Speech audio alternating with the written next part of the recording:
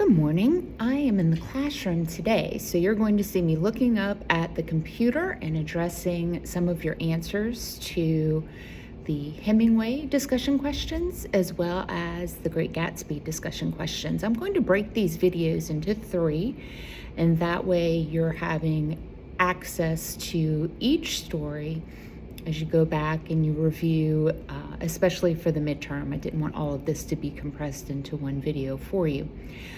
We're going to start with Hills Like White Elephants, and I'm going to be looking for my student responses. Let's see, we have A through D.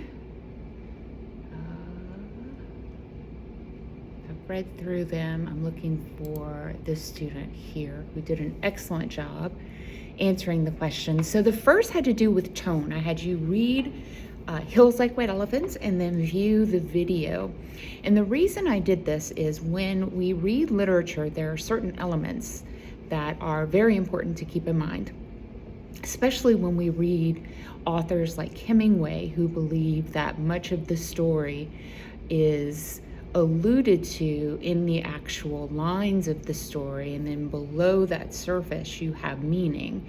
And what's interesting about Hemingway is he had a pact with his reader that they would come to the joining of author and reader with an understanding that not all would be given, but that the reader would be interested in being able to, from that piece, use critical thinking to discern deeper meaning. And some of you had to answer the question about the iceberg theory, and so of course that has to do with Hemingway's theory when writing.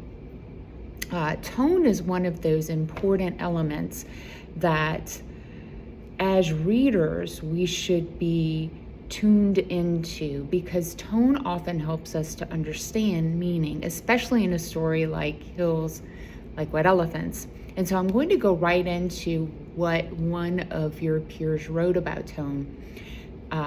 They say the tone when reading Hills Like White Elephants is definitely different from the tone in the video. When reading, I didn't think the conversation had nearly as much aggression as it did in the video version. Seeing the video allowed me to understand the severity of the conversation being held, while the reading wasn't as clear, and I read it with or in a much less aggressive tone and in more of a numbing way. Jim seems more frustrated and upset, while the man seems to be angry with the fact that Jig is in a more lighthearted mood than he is. I mean, that starts from the beginning of the film when the trunk is dumped off the train and he walks off with a briefcase, leaving her to cart all of the luggage. We see immediately that not only in the dialogue, but the body language, he is angry and he is passionate about that anger. A White Elephant so we're moving on to the next question, but let me pause here for a moment. All through the text, we see in the dialogue that there is tension. In the video, we get to visualize that tension. In another class where we discussed this story, students felt like there was far more passion and as a result, a sense of caring in the video than in the short story, which I had to pause and consider that perspective, because when we read literature, we come to it with all of our past experiences. And so for me, when I first read Hills Like White Elephants, I was in college. I was an undergraduate student like you guys, and I was young and had gone through a lot myself, and I just felt like Jig was naive and didn't have much of a backbone, didn't stand up for herself, except for that one beautiful line, please, please, please, please, please, please stop talking, right? One of the best lines in literature, I feel like. And so at that point in my life, the way that I read Jig was with far more judgment. Why doesn't she just leave this guy? And then as the years progressed and I came back to this short story and considered teaching it, I, at that point, had a daughter, and that daughter now is 18. So when I read this story today, I see Jig with far more sympathy, right? And I take note of many of the details that perhaps I didn't notice before, like when the waitress comes and asks for the order, Jig turns to the American, who isn't named, and that is really important, and says, "What did she say?" We understand it's very subtle, but we understand that she doesn't speak the language. So here she is, she's a young woman in comparison to the man she's traveling with. They've been many, many places by the looks of the trunk, by the description of the trunk. She's in a country where she doesn't speak the language, and so she's very beholden to this American man. We're talking 1920s, 100 years ago. Telephones aren't as accessible, so if there's family back in America for her to call, can she get to a phone to do so? We also have to consider that she's left her family to travel with this man. So the indication is calling mom and saying, "I'm in trouble, I need to get out of Spain," is probably not a recourse for Jig. So when I look at where she is, based on my experiences as a mother, I have a lot of sympathy for this young girl or woman who is stuck in this country with this man. And if she doesn't do what it is that he's asking, what are her alternatives? Does she leave Spain? Does she even have any funds, or is she totally counting on him to pay for train tickets, for instance? And so I see her a bit differently. And then when I see the film, that seems to be more in keeping with who I see Jig as now. So in my class, some of the students were saying that, "Oh, this shows how much he cares for Jig." I was really taken aback because I see his tone, I see his conversation as being really aggressive and really controlling. All right, so let's move on to the next question, and that has to do with the white elephant. So those of you who looked it up, you know that a white elephant in Indian culture is a very sort of representation of wealth, and if you can afford to care for a white elephant, that too is an indication of your wealth. But to give a white elephant comes with the necessity to have that wealth, because you have to house it, you have to feed it, you have to care for it, and many can't, right? Who can take care of an elephant? So it's very valuable, but it depends upon who owns it and what they're able to provide. And so that becomes really significant in this story.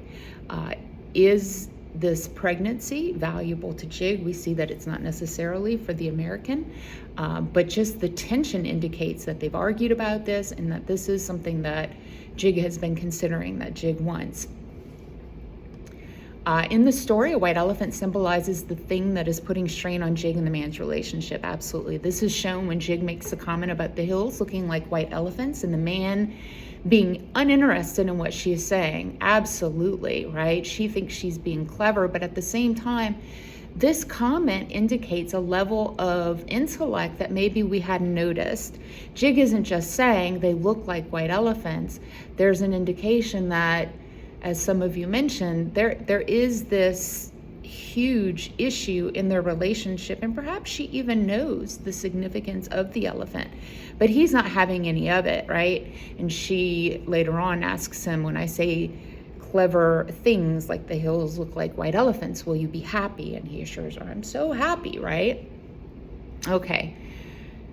He continually asks her if she is okay with getting the procedure. I think that if he truly wanted her to be okay and he was concerned with her happiness, he wouldn't have asked her after they arrived in a foreign country. Absolutely. If she was okay with getting the operation done. He is consistently reassuring her that many other people have done it and that he will be happier and their relationship would be better off once she goes through with it. Some evidence that is given to tell us what type of procedure Jig is getting is them being in a foreign country, the man and Jig being worried and nervous about the procedure, and when the man says they just let the air in and then it's all perfectly natural. This leads me to believe that Jig may be getting an abortion which carries a heavy physical and mental burden. She seems to only be doing it if she truly decides to go through with it because the man wishes for her to do it. She is obviously torn on the matter and only wants to get it done to make him happy. So this is a really good response to those first three questions.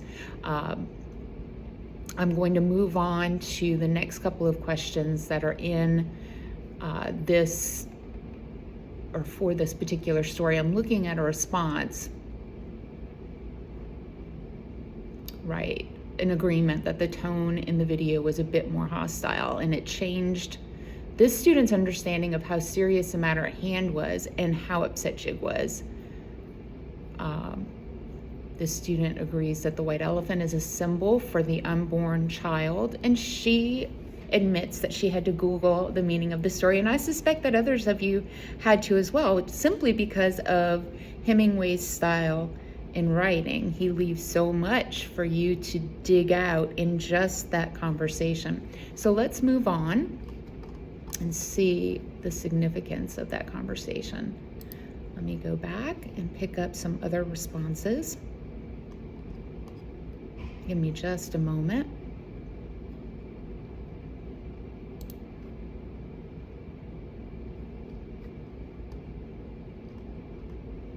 Okay.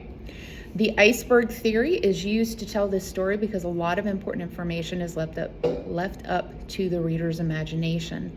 In the text, we see the two main characters, the American man and the girl with him, bickering over something. I think it is the best thing to do, but I don't want you to do it if you really don't want to, as some evidence provided here. And if I do it, you'll be happy and things will be like they were and you'll love me, is Jig's response. However, we are never told what exactly it is that they are fighting about. We don't see what's going on below the surface, and instead we must analyze and draw our own conclusions. Very good response there. Dialogue, the dialogue between the couple plays a big role in the story. We'll be fine afterward, just like we were before. What makes you think so? This excerpt shows that the woman is reluctant to do whatever it is that the man wants her to do, and that despite his coercion, she is still not convinced. This shows the tension in their relationship. Setting. The setting is a bar at a train station in Barcelona, and this is important. The man and woman, are American, so they are a long way from home. The train station, where they are waiting around trying to decide on their next move, places a sense of urgency in the argument. And that's true, and there are so many other elements within the setting that become symbols of this choice, of this decision, of this couple. We have the beads that are essentially sort of a doorway to the bar, and Jig, as she's having the conversation with the American, her boyfriend, she grabs at two of the beads. This is significant. Is she making a choice to stay with the American in this relationship, or is she choosing to have a child and understanding that she probably will be alone with this child because obviously this man does not want to have a child? Let's pause for a moment and talk about who he is, what his desires are, what he represents. He's called the American, so he is seemingly representative of American men. And we learn when we review Hemingway's biography that, of course, he was very interested in travel, very interested in adventure, not very interested in being a family man, although he had children and was married several times.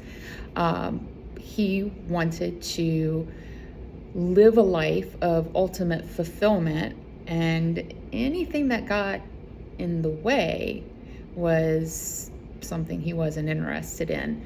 Hemingway observed American life from afar in Paris, and so these observations allowed for him to create this character, this American, this person who wanted no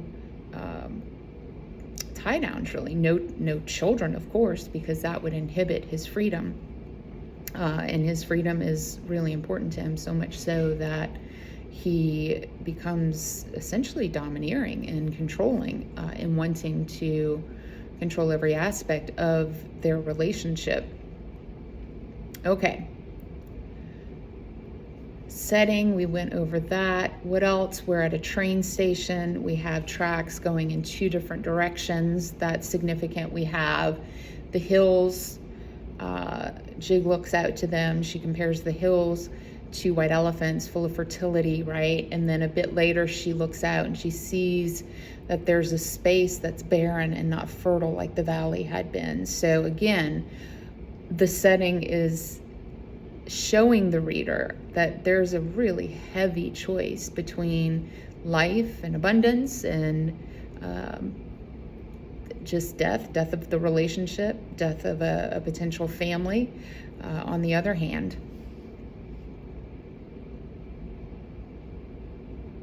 From reading the story, specifically the lines about how it's really an awfully simple operation and it's all perfectly natural, and drawing conclusions, I can assume that the woman is pregnant and the man wants her to have an abortion. Therefore, I can see the symbolism in that the woman is looking at the fruitful hills in the distance with longing, while the land in front of her is dry and barren. This symbolizes the abortion and essentially what she probably feels her life will be should she go through with it. Characterization. Lastly, characterization is also very important in the text. The man states, "I'd do anything for you," and that he will love her no matter what she decides. However, the characterization of him as the strong, pushy male and her as the indecisive, indifferent female shows that he is truly trying to persuade and manipulate her to do what he wants, right? And that goes back to the naming of the characters. Jig's name isn't by accident either. She is portrayed through the eyes of the American as being, as I mentioned before, sort of naive, frivolous. If you look at what a jig is online, you'll notice that it's just sort of a silly little dance, not too much to it. And so this is how the American sees Jig. She's expendable. She's a young female. She doesn't do what he wants. If this story went on, I would suspect that he would find himself another. All right, there are many contrasts in the story. There's we're moving on to a clean, well-lighted place. So let me see if there are any other responses that I would like to pick up on before we move on to another video. So let me go back. There were some really good answers.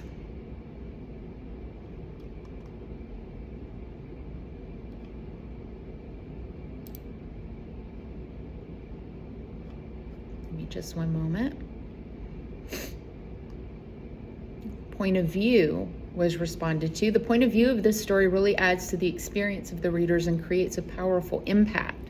The point of view doesn't give much, which creates the readers to long for a better understanding. By not knowing what is going on in the minds of the characters, it causes the reader to continue to read, use context clues, and then use the subtle hints to realize what they are talking about. The point of view causes the characters' conflicts and discussion to be neutral with the readers, and the readers are forced to understand simply based off of the words and not be biased. This is powerful in the sense that the readers come to the realization themselves of what the characters decide. And I would posit that we really aren't sure as to what Jig will decide at the end of that story.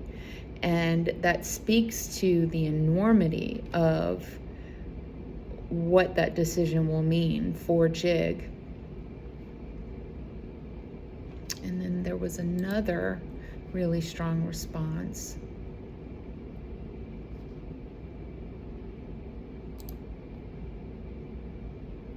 Just look at one more.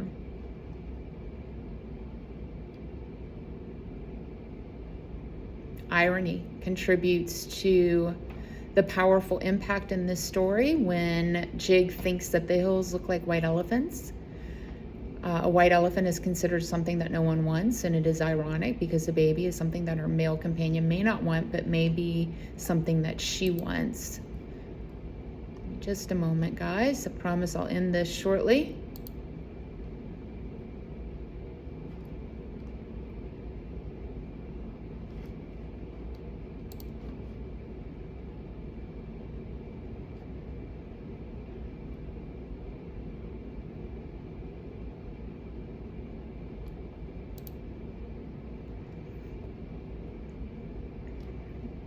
Here we go. This was a really detailed response. And I'm going to end the video with this. Dialogue, despite the vagueness, moves the story forward. The lack of specific references to the issue, but instead the matter-of-fact style of the man and the questions asked by the female demonstrate that one character is less involved emotionally and one character is still undecided and conflicted. The man states, "We'll be fine afterward," to which the female asks, "What makes you think so?" She inquires, "If I do it, you won't ever worry?" The female is not just worried about how she feels regarding her child, but is worried about her relationship with this man and what her future will look like. depending on the decision she makes. The back and forth dialogue shows the hesitation the woman is feeling, but it also shows who has the stronger voice in the relationship. Absolutely. And so I am going to end this video and pick up with A Clean, Well-Lighted Place in just a few moments. You guys did a really good job examining Hills. It's a tough story. It's a completely different type of story written in a different style that is reflective of the modern period. And as you know, because we've gone on and moved into The Great Gatsby, Hemingway's writing style can certainly be contrasted with Fitzgerald's. And we'll talk more about that in A Clean, Well-Lighted Place. Thanks, guys.